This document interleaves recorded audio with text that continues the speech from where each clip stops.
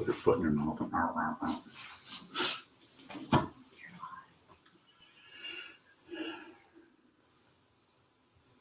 So this morning, talking from Sokuzan, Traverse City, where we did a retreat yesterday, and today, right after the morning service, I think this is being picked up at Sokuzan. My understanding is the Temple Monastery in Battle Creek also.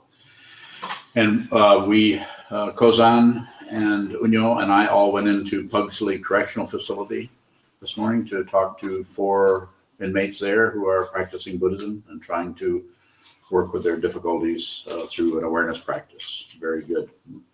Happy we could go in and help them a little bit.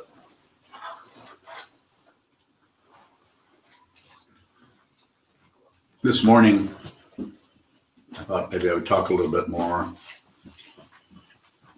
about negativity in the form of ignorance. One of the 3 poisons. There's a kind of ignorance that is referred to as innate ignorance, or just the basic foundation of ignorance that causes us to totally, you could say, forget who we are, forget and actually grasp at things in this world, the worldly dharmas, as something real. So it's, I think it might be called the ignorance born within also, although I could confuse that with other comments.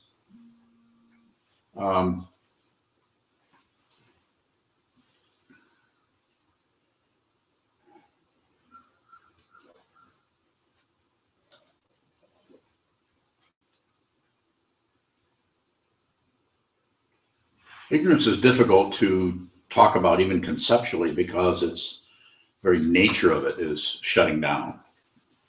This is the way I've used my body language to say grasping or passion and pushing away or destroying or aggression, and ignorance is just shutting off on some part or aspect. In this case, the innate ignorance is actually shutting down on who you are basically, your basic Alaya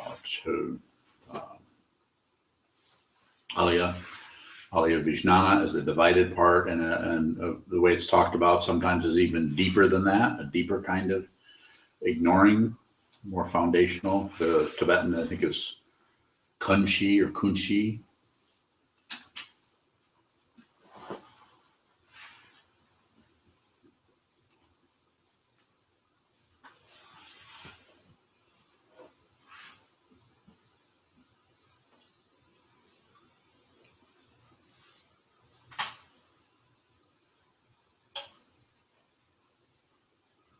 The other kind of ignorance is the ignorance that we make up.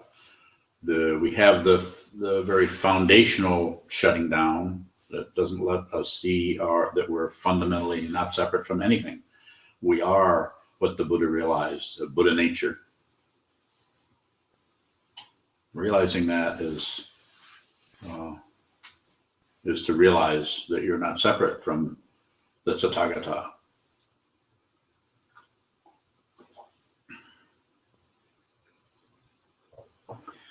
Today, the emphasis,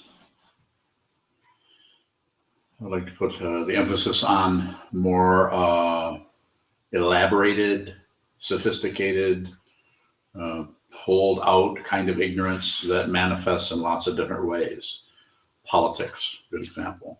Politics, there's all kinds of this and that, and commentary on this, and judgment here, and evaluation here, and this should happen, and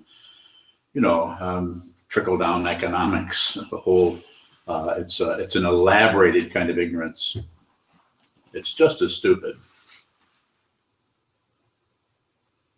as the innate ignorance, except it has lots of dynamics. It's not the simple ignorance.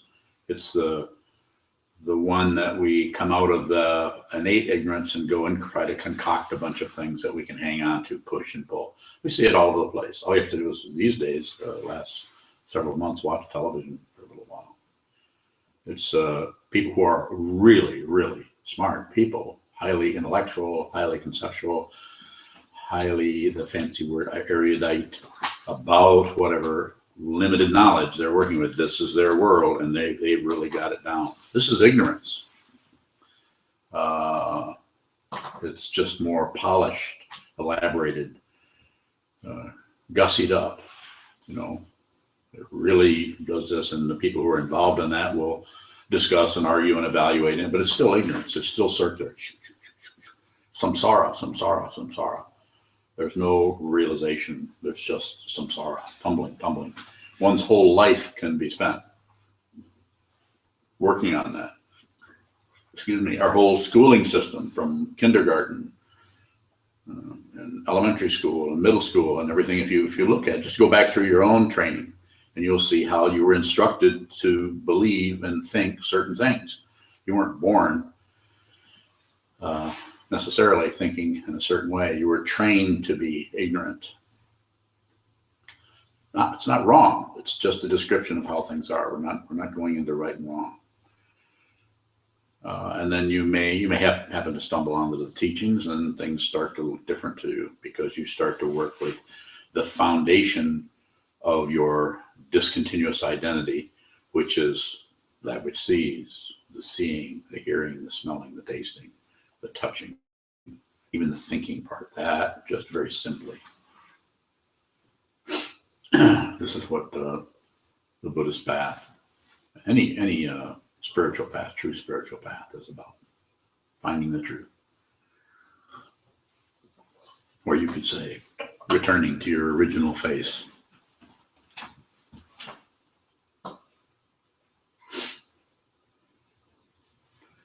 So again, I'm not saying there isn't really in certain philosophies or sciences or even medicine, though, you'll see that not a lot. There's basic. If they found something that empirically seems to be provable, then they focus on that. But if they find something else that is vague, say in medicine, then there's lots of conjecture and there's guesswork. And then people write books, and if they're very smart and convincing, they can write a book that actually causes people to follow their trajectory or follow their path, or follow everything from all the different kinds of diets.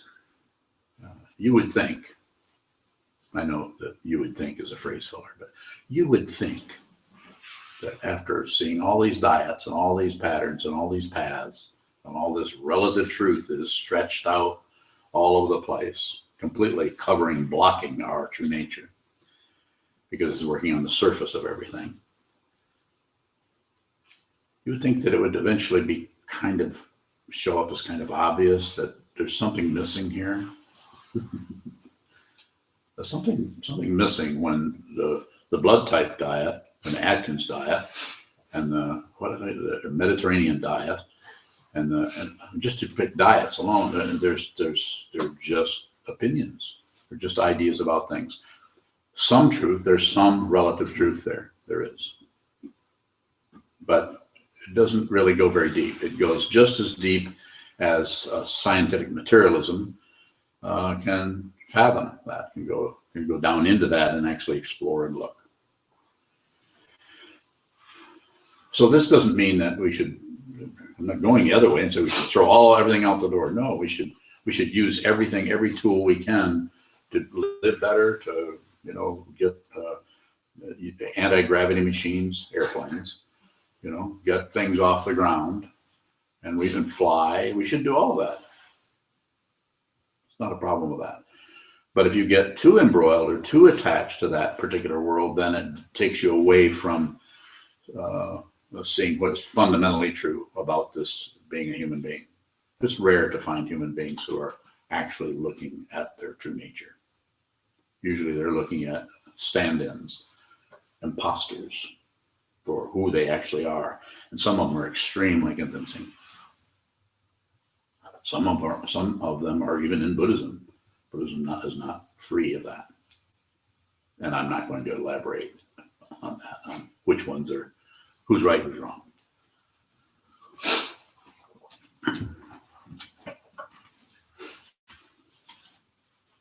Yes, sir. It seems that there's, when we're talking about ignorance, that there's what we are fundamentally ignoring and what we're using to ignore it. Can we see what it is that is fundamentally being ignored without seeing the way in which we're ignoring it? You give me an example. I'm following you, but can you give me? I'm thinking about anytime you have a negative emotion or feeling, the impulse is to find a distraction or a way to cover that up. So a hobby or a television show. Is there a way to, because you're ignoring, you say you can't see ignorance, but can you see the thing you're using to ignore? Or? I think it's very possible and quite common, especially for someone who is a meditator, who is strengthening their awareness, who's prioritizing to get that awareness. So they're leading their life with awareness and not leading their life with protocols and precepts.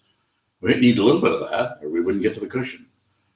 We need a little bit. We need precepts, but we observe precepts. We don't follow them like rules. We watch those, watch what's happening, and use the precept, the structure of relative truth, to help us go deeper into the ultimate. And it takes a lot of, it's called skill. There might be some of that happening.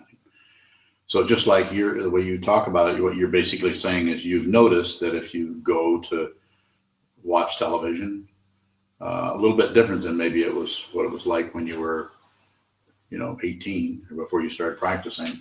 You actually see that this is you're actually going into this, and the awareness around that is more clear. You see that you're actually maybe avoiding something. You might still do that, but just to see what you're doing is much more important than seeing what you're doing and trying to stop that necessarily. More. Sometimes I don't even know what I'm avoiding. I can tell that there's something I don't want to look at. Yeah, that's awareness, though. To not know what you're avoiding, still awareness, because most people are just avoiding. They don't even have the word avoiding. They're just doing what they're doing and have positive feedback from their environment or others, or they give it to themselves. I know I'm on the right path. I have to trust myself. Those kind of things. Go ahead. Can you see what you're ignoring by seeing how you're ignoring it?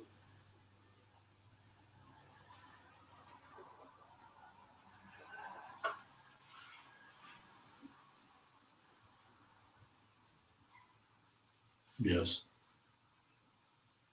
How will that show up? They'll show up as not being separate. You see that the actual ignorance is not separate. The actual act it looks like separate things, but it'll show up as not being separate. And you won't have to do anything about it. If you have to do something about it, then we're back to trying to manipulate our lives, even on the spiritual path.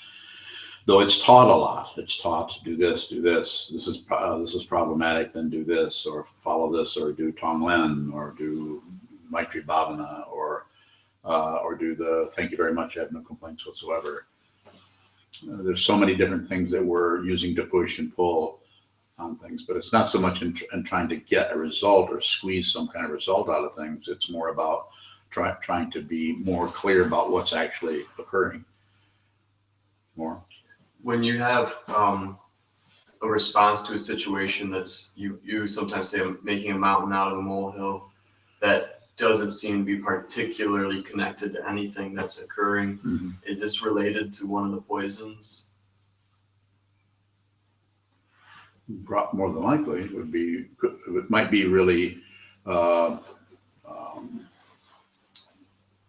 involved. It might be a really involved situation that has lots of different streams coming from causes and conditions that are difficult to see. It's very difficult to see what the karma that brought about this particular facial structure, or this particular propensity to shut down or open up, or be very passionate and grasping, or to have an intense temper. Very difficult to track that down. But as Trungpa Rinpoche once said, everything you need to know is available right now if you just look at it. This is why meditation practice and awareness practices are valuable tools for proceeding in such a way that we become more and more clear about what is fundamentally true, ultimate truth, rather than the relative good and bad, right and wrong truth that most of the world is functioning on. More. You said that Trump says sometimes that everything's completely, what you need to see is completely available. Yes, it's available right now. How can we see that when we have such an agenda of what we'd like it to look like? Look at that. Because if you take the agenda of what you would like it to be, I know what you're saying, and don't add to it passion, don't take away from it aggression or try to get rid of it, and don't look away or distract yourself into your desire for it to be different. Notice that, and then bring your awareness back to the actual texture of what that emotion or feeling or whatever, however you would describe it. Get into the fundamental texture of that. Get into, as I talk about quite a bit about the senses, sense feels, just to look at the sense feels, just to, when we're meditating, just to hear, when we hear birds outside, actually to hear the space that the bird's song appears in. There's an incredible, when you hear a noise, there's also the spatial quality of it. It's when you walk into a room, when you sit in meditation, there's an incredible spaciousness that starts to happen. We watch thoughts.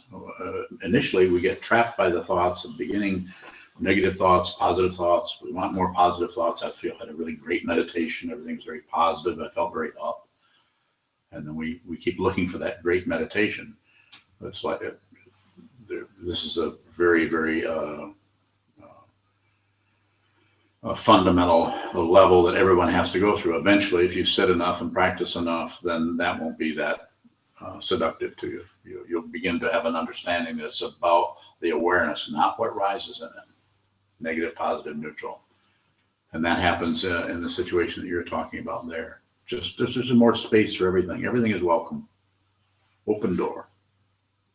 And that doesn't feel very good when you say open door and then extreme negativity starts to show up that has no, it's like being shot with no, something is shooting us and we can't see who it is or what it is, and we can't see what the weapon is, but something hurts and we can't find a first cause for it, some kind of cause for it. But because of the way causes and conditions work, it's, even if you could find it, you might not know what to do about it. It might be better not to find it, and then it's much more spacious and open and less emphasis on the polarity of world called relative truth, and more a possibility of seeing this is just what it is. This is completely valuable in what it is. And you could say, well, yeah, you could say that because you're not feeling the pain I'm feeling. So, and of course, but then this person experiences pain also, or I wouldn't be able to talk about this way if I hadn't had some experiences like that. When I say had, they haven't necessarily gone anywhere. Just like I was saying to someone at the talk the other night who was asking about temper, what had happened to my temper. It's right here. It's here. So there's the possibility of getting angry. There's the possibility of getting, anything's possible. Nothing is being blocked out. Yes. Can you have passion, aggression, and ignorance without it being a poison, one of the three poisons? Yeah, passion, like the way, coming back to that same person. What was her name? I can't think of her name. At the which talk? Very back of the room with the cancer At center. the cancer center. Oh, I don't know. Oh, anyway, she was asking about something similar like that, and I said that you can have anger without hatred. Just aggravated. We're human beings. We're here, and the passion, aggression, and ignorance aren't necessarily going to go anywhere. They may still function, but if there's no belief or grasping at a self who is mad, or who shouldn't be mad, or somebody shouldn't have offended them, if the anger can just come up as just it's just there's some fancy Tibetan words for this that are not coming to me, but it's kind of transmuted It's just hot. It's just anger. It's not just like fire can be in the world, but when it's a forest fire, then we have some problems. So when it's kind of overdone, and this is kind of what happens with the whole elaborated or professional ignorance. We've all met somebody who has tremendous credentials, and yet something's missing there.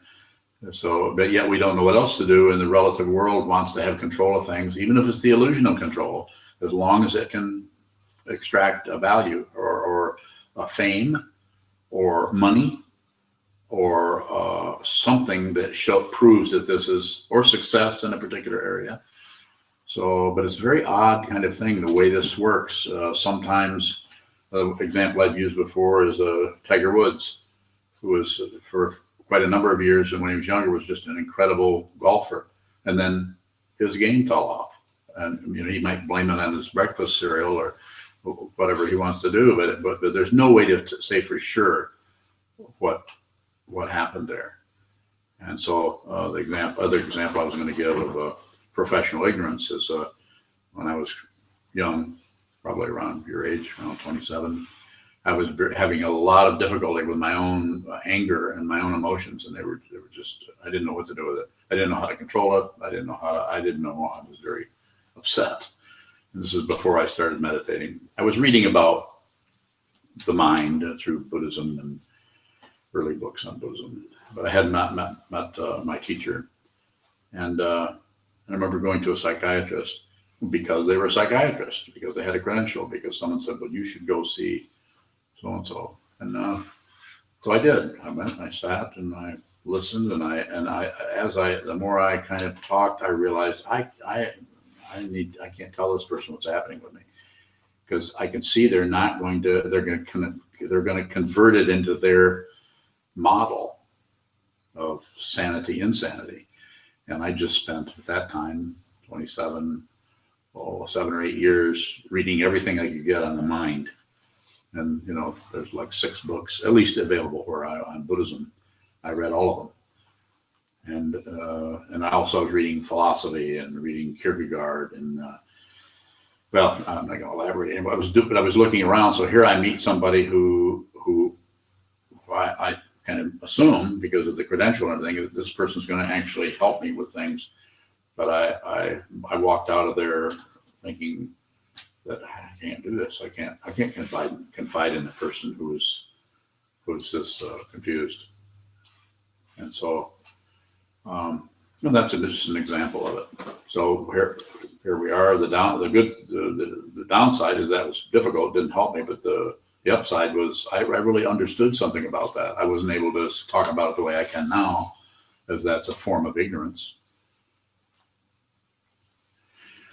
Don't misunderstand. This doesn't mean that somebody who's a therapist, as Senchu is, or other people that were here at the retreat yesterday, it doesn't mean you can't. Of course, you can help people.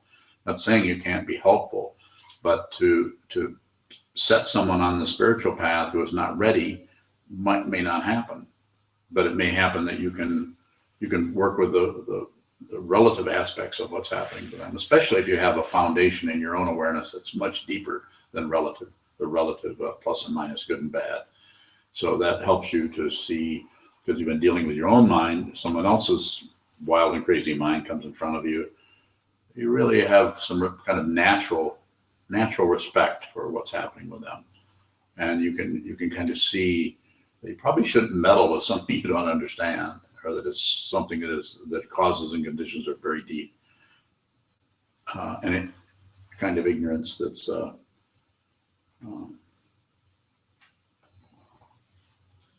you can't just remove the ignorance because of the way it is. Do you have a question? There are 3 questions Okay. here. Sheldon down in Battle Creek asks, how would we know if we saw what was fundamentally true?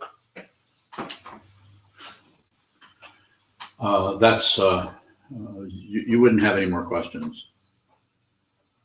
I mean, I'm not saying you wouldn't have questions. You're going to have some, but the fundamental situation has been seen. You've seen you've understood. You don't actually see it in one sense, but in another sense you do. You see your Buddha nature. You see Buddha nature. You see it everywhere. You see it in everything. You also see extreme suffering and confusion. And you also see that there are natural boundaries that you don't have to make any decisions anymore. Other than, I'm not saying you don't decide to have cream in your coffee or not.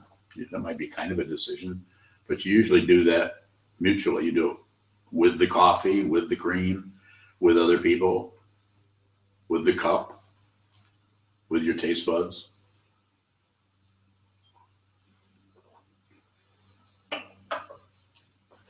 Question from Michael Stoltz down in Battle Creek. Yes. He asks, can knowledge be a kind of ignorance?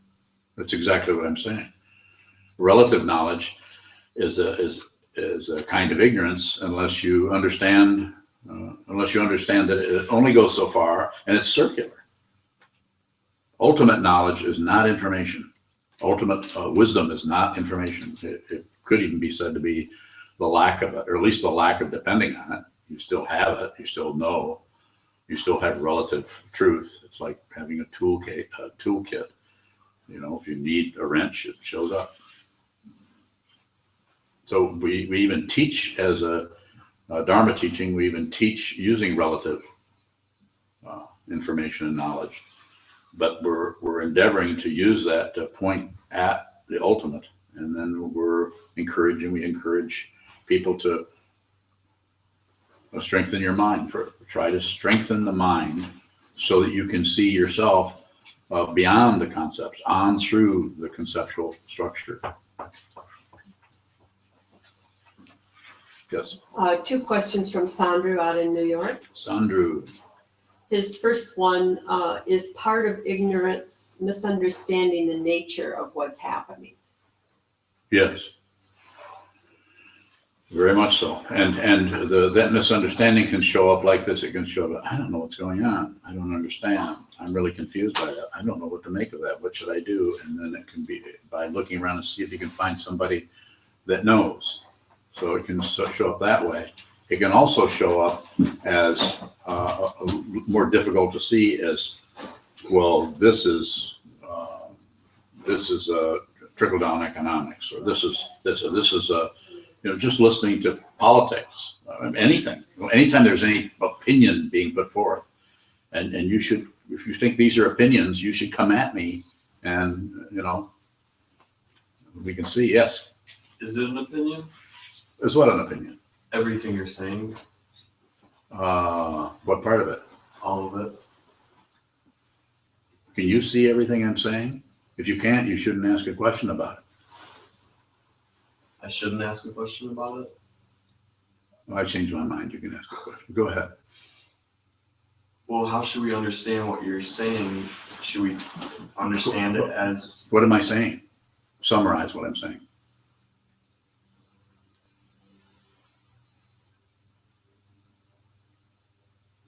It's not easy. So how do we understand that? I mean, What am I something saying? as simple as fundamental ignorance, Yes. basic ignorance. Fundamental. We don't see the basis of it. Yeah. How can we understand that outside of an opinion? You might not be able to. But if you see that it's an opinion, there's a lot of space around that.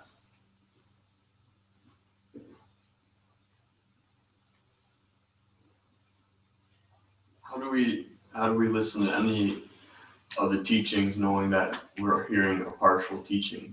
It's always partial. Anytime anybody opens their mouth, it's partial. Can it be partial and not an opinion?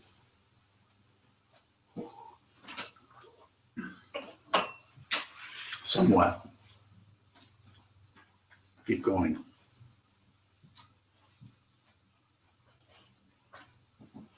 Where does the opinion end and the truth begin? That's what you have to find. Because we're in a world that is obviously plus and minus, here and not here, and open space and things and people and breathing organisms. And it looks so convincingly real. This is why we fear death. It's because we think who we are is going down, but who we actually are can't go anywhere. I mean, we can't die. And then you should say, is that an opinion? Is it an opinion? Yes and no. In what way does the truth manifest in the relative, in something like a body which does die? It shows up as, in terms of teaching, it shows up as information that is used to promote a deeper seeing into ultimate truth. So it's used as, just like the obvious example, someone who sees this is very difficult. Some people can't even talk if they see this. They don't know how, it doesn't appear in words anymore. And some people, it takes a long time before it starts to show up, before they start to understand it in such a way that they don't have doubts about it. The initial thing quite often is to have doubts about this because there's no relative, it's not verifiable. We can't verify it, but because there's still a clinging to a belief, a feeling that there's somebody else, there's somebody that could prove or disprove something. So that's why it has to be realized. It's like the finger pointing at the moon, which is, everybody knows that. Finger points at the moon. You look at the moon. As soon as you see the moon, if you see the finger pointing at the moon, if you use that as a device to look at the moon, as soon as you look at the moon, the finger's gone. And then that feels risky because there's just a moon. And that's what it looks like more.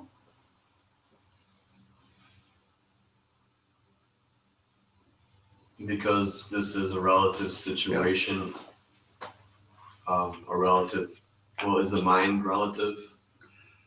The thinking process is, of course, it's like a, plus and minus, just like computers are off and on, off and on.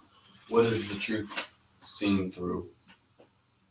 What is the truth seeing through? Seen through. What do we see it through? Do we see it through Wisdom. relative? We don't have any other word than wisdom. You could say rigpa. You could say wisdom. You could say prajna. You could say jnana. You could say, you could go, there's all kinds of words to try to give us some kind of a conceptual construct that'll move us further to the edge. But all those concepts are right on the edge, and the next thing is not a concept. So it's trying to seduce or cajole or somewhere, if the person's open to it, a person has to come and say, I want to know this. I want to understand this. I want to practice meditation. I want to practice Buddhism. I want to study Buddhism. And will you help me? And then that process or that path begins. But there has to be someone who teaches. If they try to teach without students, and others try to collect students, we all, at least I do, and you probably do, know people who teach based on selling people something. You meditate because then you'll, yes. Two more questions from Sandra, Yes, one certainly. from Kevin and another from Sheldon. I'd like to ask a question at some point. Okay, we'll take your question first. What is it? Based on what you said. Yes. I forget now. We're talking about elaboration on ignorance. Yes. And you were talking about a teacher that didn't really feel supportive to you a while back. Didn't mean the psychiatrist? No, it was in context with something that she is unasked. Remember?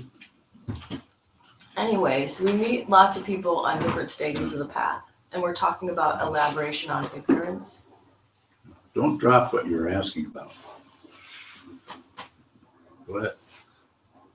How can we use the concepts and the teachings to see what's in front of us rather than elaborate what we think about it? Sit a lot. Stretch the awareness. Sit down, sit there, and stretch the awareness. It takes a lot of work to do that. Someone going into a few retreats, we all know somebody. I know lots of people who've done very, very extended sitting practice. It won't necessarily produce enlightenment. It might just be circular, constantly massaging the ego. massaging, oh, here, it'll be okay, everything's going to be okay. Question from Sandra. His first question, if I think there's a thing out there I'm ignoring, is that delusion/ignorance? It's the basic, it's a way of talking about the innate ignorance, to actually think there's other. I'm here, and to actually think or assume or grasp at an other who is right or wrong or with me or against me or an enemy or a friend. And that duality it's just a setup. So as meditators, we work through all of the elaborated kind of ignorance, all the schooling we've gotten, not to get rid of it. We don't need to forget how to make a campfire. We're not saying that. How to forget how, or we're not saying we need to take psychology, philosophy, even politics and throw it out the window, but bring some air into those things. It's astonishing to look on something like Facebook and see two people who are both practitioners and see them fighting. I mean, just going at each other about, whomever, it doesn't make any difference. Just pick two of the politicians. You said, they said, he said. He said, look what they're going to look like. You know what's going to happen? You don't know. But we want so much to know that we'll take the relative truth that seems to be spinning and crazy, and we'll attach to it, and then we'll make ourselves feel like we know something because we can see how crazy a man with funny hair is. We created this guy.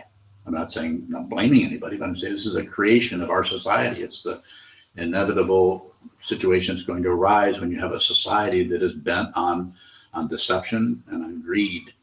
Intense greed produces that. Have a very greedy situation. Yes. Sandra's other question, when I think there's a separation, is that ignorance? Yes. Certainly is. And when you think there's not a separation, it's also ignorance. Just to help you out a little bit, Sandra. Yes. More questions? Yes, go ahead. This one is from Kevin down in Battle Creek. He asks, what are the differences between ignorance and wisdom? Well, there's the obvious difference that wisdom is seeing, and ignorance is not seeing. And so those are the differences. Now, the way in which they're the same is wisdom sees the ignorance. So, and what is seen and the seer and what is seen are not separate. Sorry to make it so simple. When I say simple, I mean it's not simple in that you can think your way into it. You can only express that if you see it. Not that you couldn't read it somewhere and just repeat what you said. Some people are doing that. If you actually understand this, you won't feel like you know anything. You'll there'll be a kind of a feeling like don't know what to do next. Another question from Sheldon down in Battle Creek. Yes. He asks, does the yes and no answers apply to all opinions?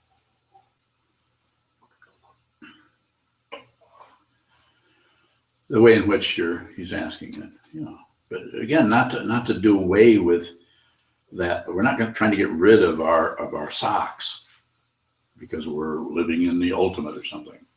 That very relative situation that we're so attached to, and we try to squeeze out happiness out of, that the foundation of that is ultimate truth.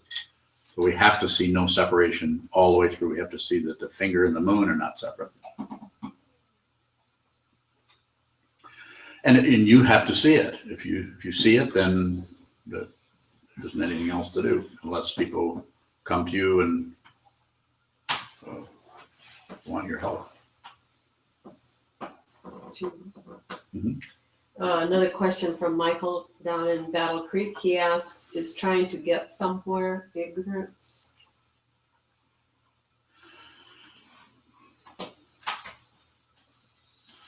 So there's ignorance involved there, but it's trying to get to the store to get food, so this is why it's so difficult, because there's so many aspects to our relative world. This is why it says this way of just talking about this in Zen tradition, which everyone will probably recognize this. Before enlightenment, chop wood, carry water. After enlightenment, chop wood, carry water.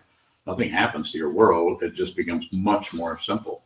And you see what's happening. You see that the people that you meet are spinning around. And every time they go around, they say, what should I do? Keep sitting. What should I do? Keep sitting. Or you might say, depending on the situation, because you're there, you see what they need to hear, and you have permission because they're sitting there. You might say, no, don't stop doing that. Don't go there. Don't go here. Don't go there. Or do more of this, or do more of that. So you may enter into the relative situation with a person to help them the same way you would be in your own situation. But there would be a big mind, as the Zen way of saying it, the way that's Shunryu Suzuki Roshi would say, big mind, little mind. Big mind is the vastness of your being. And the little mind is the mind that he split them up so you could see how they work. You can see that there is that kind of thing operating, but realization, they aren't separate anymore. The small mind of the everyday chop wood, carry water operates within an incredible amount of space. More. Another question from Sandru. Yes. He asks, is relative truth simply a way we explain what is? Relative truth is the way we explain. Yeah, there's plus and minus, up and down, back and forth, inside, outside. It's the way we talk about it. It's relatively true. This side gets its truth from its opposite. It gets its apparent truth. You can't see its contrast. That's why when I teach meditation, I say, don't push on it, don't pull on it, don't look away from it. 3 poisons. And then I say, watch the contrast. The contrast will, you could say it's this way, depersonalize or take away the little mini credentials that the ego is trying to pick, trying to cherry pick your experience. You get a little bit of this, a little bit of that to feel a little bit better. Just like when someone comes and says they're very depressed, if you go to someone who is locked into their particular kind of educated ignorance or sophisticated ignorance, which may be, I know Sandru knows about this. He's a psychiatrist, I'm sure, and he doesn't particularly fit in this category because has a strong awareness practice. So he's able to not only use the tools that he's learned with this, but he's also able to bring in awareness and not get too cocky about what he knows. And this way, he might see a person speaking for him. I don't know exactly what he does. He may disagree with him. It doesn't matter. But he may see someone who really needs to be medicated. And of course, he has that skill, has that kind of. But he also may see another person who conventionally might need to be medicated, but he sees that they don't need that. They need to actually experience their depression. This is what I do when I talk to people individually. Somebody says they're medicated, I don't meddle with that unless they come to me in a certain way. Then I say, well, you could experiment with that. I've talked to people yesterday who are medicated because of deep depression. I would like to say, take a week off. Don't use Prozac for a week. But I can't, because of the construct that we all live in. I can't really say that because I can't stay with that person to hold their hand. Or I can't say, no, I want you to do this, but I also want you to sit down and see what that has been covering up and use your own awareness, your own intelligence to see whether you should keep medicating that. Because there's some cases where that would be a really good way to work with the relative situation that has been caused, is to soften it up with chemicals. So there is no like solid right and wrong to anything. And so relative truth is showing us why it's so confusing, because it really looks like there's a right and a wrong. And if you listen to the Libertarian candidate, Gary Johnson, and then you listen to Jill Stein, the Green Party candidate, and Hillary Clinton, Democrat, and who's that other fellow? You listen to them talk, it's even when they're making sense, there's a kind of insanity going on, even when the ones who are really seem very, very convinced that what theirs is the right vision. And they might be you might be magnetized to this or to that. But it's the foundation of it is very shaky. Yes. Question from Anna Maria in Brooklyn. Anna Maria. She asks, can you speak more on how decisions co-arise and co-decide, with the situation together? The example of having a cup of coffee, for example. Yeah, don't add. And if you do add, don't add to that. And if you subtract, don't add or subtract. Don't do anything extra. Train yourself to be, as Chogyam Trungpa said, a kasul, or a simple-minded person. Be very simple-minded about it. You're just here. You're just here. You have hands. You have coffee. You may have cream, you may not. So, a good question, but really all of us, each one of us needs to contemplate that very relative situation and see how we work with our world, how there's a certain area of our world we just become on autopilot. One of the ways the teachings that I've talked about is halfway measures. Take anything that you have a rote situation where you just go and brush your teeth and you just go and get up and go to the bathroom every morning, or something that you're doing very consistently, very habitually, a habitual pattern, break it. Not because you want an accomplishment or you need some kind of new thing to arise that, oh, now I've discovered this wonderful thing. Because the kind of awareness we're looking at here is not something you can get a credential. It's called Buddha Dharma without credentials. Awakened truth with no proof, no credential.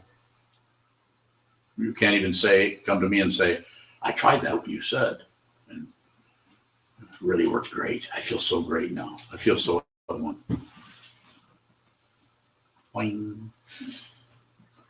But if you do that, then there's something opens up about the spaciousness, and something opens up about the way we're attached to a physical body in the world. The example I often use is we have a gong, and we swing and stop. When you're on your way to the gong, and there's a halfway measure. You don't necessarily have to do it with a gong, but you could do it with eating or preparing something. Normally you would just go from here to there. Instead, stop halfway and look at the space that's happening there. Look what happens to the awareness when you don't do that. Look at the contrast between the awareness that just shut down between those two things. Because it's like going on vacation. We kind of shut down in the middle until we get to the Chicago Zoo or Baltimore Zoo. So people have run out of questions. Any questions here in the peanut gallery? Why are all you frowning? Is that painful?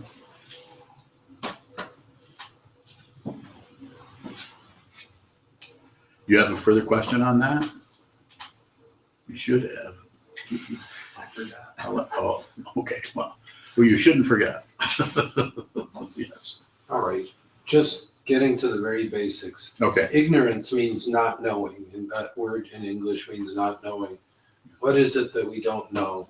We don't know the fundamental truth. We don't know that we are completely enlightened and perfect as we are. We're spiritual beings. We don't know that. We shut down on it, and we grasp at relative right and wrong in order to satiate or to satisfy our hunger, our greed, our curiosity, our whatever, to get something, receive, grasping. We shut down on ultimate. If we ultimately understand, the relative situation will still be there, but it'll have a basis of sanity and not based on hope and fear. Go ahead. Well, okay. People have a certain point of view about what's right or what's wrong. Are you going to tell me this? The question's coming. Okay, but you have to tell me this first. Okay, right? Right. Okay, good. Yeah. Go ahead. They have a certain point of view about this is right or this is I've wrong. noticed that. Now, is becoming aware of that particular point of view they have, that's the opposite of ignorance. Is that right? Nope.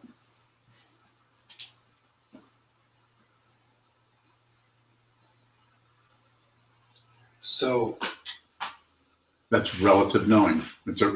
You relatively know something. but what if you take your point of view as being the right, the only way of Yes. there is? Okay. And when you become aware that that's what you've been doing, Yes. then the ignorance is shattered. It's gone. No, it's not. No. That's the path. Because you're still grasping at no ignorance. These are just concepts. The wisdom doesn't do anything. All right, a very basic question. So how do you burn away ignorance? Practice. And when you've done that, then practice. We can't find the mind, we can find the body. So body and mind are separated, but not separate. Sit down so that the awareness that is here starts to seep out in front of the thought patterns and the thinking and concepts and everything that is protecting us from things, as protecting this solid separate self. So that the awareness just gets very, very large, very big mind. Everything we see, we're not separate from. Nor are we part, and nor are we necessarily part of. The we're all one is a cheap shot to say we're all one. No, we're not. We're not separate. All one means we're all bleh. We're all one. We don't just love it. Not separate is very respectful. It's not separate is a way of using concepts to show that the leaves can stay on the tree. The dirt can stay in the ground, and so can the oil. And it can stay in the ground, but incredible. Your body is completely huge. It's huge. Your heart is beating in Africa and New Zealand and on the moon. It's really big. And this path leads to that kind of realization. It won't blow the top of your head off, but it's just becomes very, very vast in the midst of no cream in the coffee.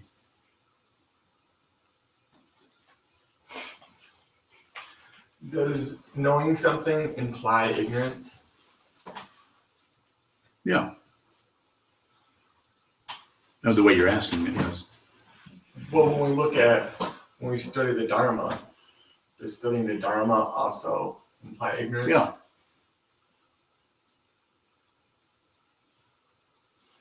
At what point does ignorance become a poison, or any of the poisons? What point does that? When whatever is happening there is supercharged. We think the ignorance gets so strong that you have someone like, some of the political situations, they're so strong in the public view right now.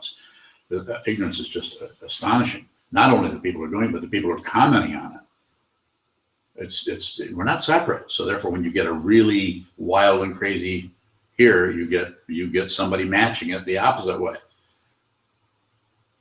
You know what I'm saying? It's just it's painful to watch, but because anytime we see suffering, painful. The very person that we're accusing has very, very deep suffering that person is trying to get out of by, getting a lot of. That's why they're so sensitive. You criticize them just the slightest bit, and they will attack you. They want war, and they'll take us all into war. It keeps going that way. Not funny, but just looks that way. More. Is the only difference between an opinion and the truth not seeing non-separation?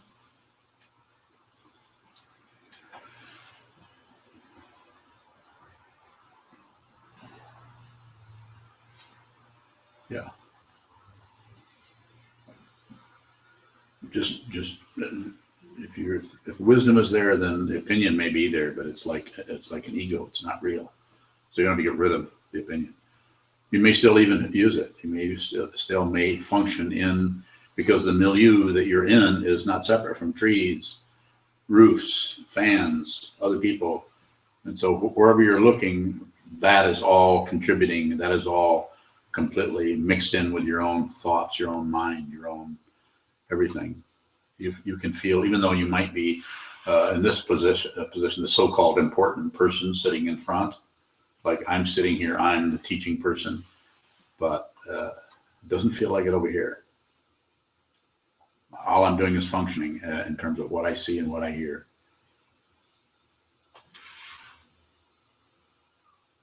Yeah. That's why I'm encouraging you to just be lost. You don't have to do any more than that. You don't have to find something and to hang on to or attach to, a right or a wrong. You don't have to find a real self. You've never been separate from it. As Papaji once said, give up the search. He was an Indian teacher that taught through satsang, or sitting in the presence of truth. So people would come and sit, and then he would just bark at them. Just give it up, stop. As would Nisargadatta Maharaj and other teachers. Yes. A question from Sandra. Yes. Are some of our questions like, what shape is yellow? Yeah. No. Any of you guys know? Oh, It is oval. I thought it was a didn't triangle. know that. Huh? It's a flower burst. It's a flower. What shape? It's a coffee mug. Daniel's. Yeah, Sunyo's coffee mug.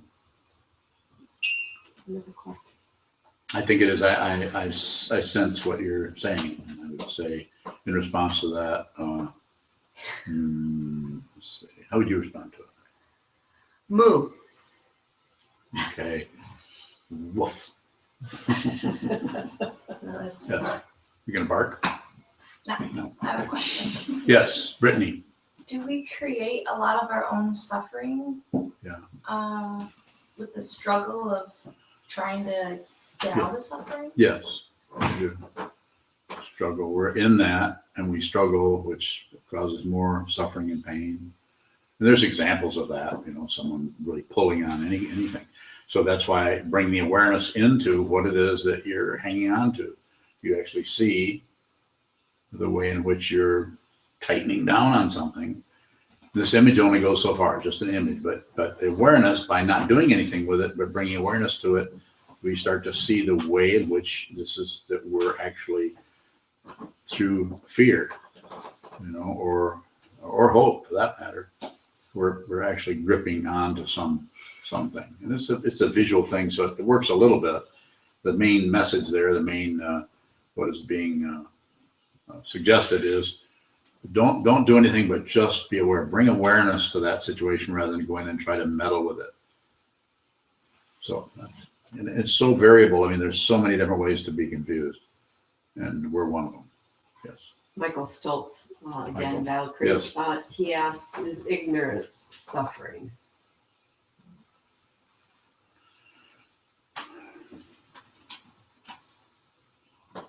Yeah. It takes me a minute because I'm trying to see how, when Michael asks a question, if someone else asks that question, there might be a different way of responding to it. But I would say yes.